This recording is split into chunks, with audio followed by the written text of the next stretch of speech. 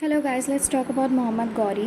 तो जो मोहम्मद गौरी थे, तो उनका जो वंश था वो था संसवनी वंश, और उन्होंने भारत में मुस्लिम सत्ता के फाउंडर थे। ठीक है। और उनकी उपाधि देखेंगे तो उनको मोहम्मद बिन शाम और सिहाबुद्दीन भी बोला जाता था। ठीक है। उनका जो उद्देश्य था वो क्या था कि जो भी मुस्लिम साम्राज्य उसका विस्तार करना। उन्होंने युद्ध किया। तो सबसे पहले तो 1175, 1178, 1191, 1192 और 1194 को अपन को याद रखना है। ठीक है। तो अब 1175 में मुल्तान में हुई थी युद्ध, जाटों के विरुद्ध में हुआ था, फेल हो गए। 78 में आबू पर्वत के पास हुई थी मूलराज सेकेंड के साथ, वो भी फेल हो गए।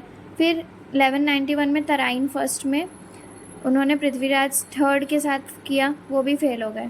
ठीक है। अब उन्होंने क्या किया, 1192 में तराइन फर्स्ट में ही पृथ्वीराज थर्ड के साथ उन्होंने फिर से किया। किसकी हेल्प लेके? जयचंद की हेल्प लेके। मतलब उन्होंने वेट किया कि हिंदू को हिंदू से ही हराएंगे। ठीक है। और वैसे भी राजपूतों के बीच में थोड़ा सा क्लैश चल ही रहा था। ठीक है। अब तराइन फर्स्ट तो जीत गए वो 92 में। उसके बाद क्या हुआ कि जो जिनका साथ में किया था ना जयचंद, तो उसी को साथ में उसी के साथ चंदावर में युद्ध कर लिया कि अब तुम कौन हो हम कौन है वाला। फिर उधर भी जीत गए। अब यहीं से मुस्लिम सत्ता इस्टेब्लिश हो गई। ठीक है। देखते हैं कि मोहम्मद गौरी से गुलाम वंश कैसे स्टार्ट होगा। ठीक है। तो अब इन्होंने ही ना उस टाइम में, जैसे अपन सी ड्रामा देखते हैं ना, तो उसमें क्या होता है, अगर कोई देखता होगा लाइक एंशियंट सी ड्रामा, तो उसमें क्या होता है कि जो ओनरशिप रहती है ना, स्लेव्स बना लेते हैं और उनका पेपर डॉक्यूमेंट टाइप का रख लेते हैं ना। तो वैसे ही इसमें क्या है कि इन्होंने भी उस टाइम में होता था कि आप किसी को भी अपना गुलाम बना सकते हो या फिर आप बेच सकते हो इंसानों को भी। तो अब तो इसमें था कुतुबुद्दीन ऐबक, यालदौस और कुबाचा। ठीक है। और कुतुबुद्दीन के ही अंडर में थे और गुलाम इल्तुतमिश और बख्तियार खलजी। ठीक है। अब ये हो गए हमारे गुलाम। यहीं से आगे गुलाम वंश की स्टार्टिंग होगी। ठीक है। अब ये लोग बड़े ही मतलब लॉयल सर्वेंट कह सकते हैं अपन। ठीक है। लॉयल स्लेव्स थे। 1206 में गौरी की मृत्यु हो जाती है। ठीक है। खोखर जाति जो रहते हैं ना, वो लोग उसको मार देते हैं। ठीक है।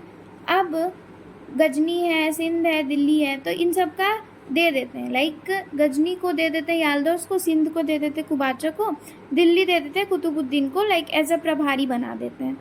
ठीक है। और फिर जो नेक्स्ट है, उधर में ही बंगाल था। तो अब कुतुबुद्दीन क्या करता है, कुतुबुद्दीन बोलता है कि जाके उधर बंगाल में बख्तियार खिलजी को बोलता है कि तुम जाके उधर का वो संभालो। तो लेकिन बंगाल में जैसे ही जाता है बख्तियार खिलजी, तो वो क्या करता है, नालंदा यूनिवर्सिटी और विक्रमशिला यूनिवर्सिटी को पूरी तरह नष्ट कर देता है, डिस्ट्रॉय कर देता है। ठीक है। अब इससे क्या होता है, वहाँ के लोगों में एकदम वो हो जाता है कि भाई तुमको वहाँ पे जीतने बोले थे तो आराम से प्यार से धीरे धीरे करते, लेकिन नहीं, तुमने तो पूरा एक ही बार में नष्ट ही कर दिया। अब वहीं के सेना में रहता है अली मर्दान।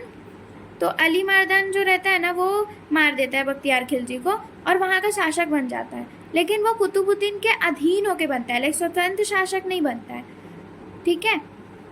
अब जो लाहौर है ना, वहाँ की जनता बड़ी खुश कि कुतुबुद्दीन बड़ा अच्छा संभाल रहे हैं, तो वो उनको इनवाइट करते हैं कि आप ना लाहौर में ना राज संभालो। ठीक है। आप वहाँ पे राज करो। तो क्या मान जाते हैं कुतुबुद्दीन। तो फिर वो क्या करते हैं कि लाहौर में रह के दिल्ली संभालते हैं। तो वो लाहौर को पहला राजधानी बनाते हैं। ठीक है। तो राजधानी क्या होगी, पहली लाहौर होगी। अब यहीं से गौरी तो मर गए हैं। ठीक है। उनकी मृत्यु हो गई। अब यालदौस, कुबाचा और कुतुबुद्दीन में एक वॉर चलेगा कि लाइक हमको चाहिए हमको चाहिए। यहीं से जो है दिल्ली सल्तनत की शुरुआत होगी। That's it for today. In the next video will start Delhi सल्तनत। Thank you.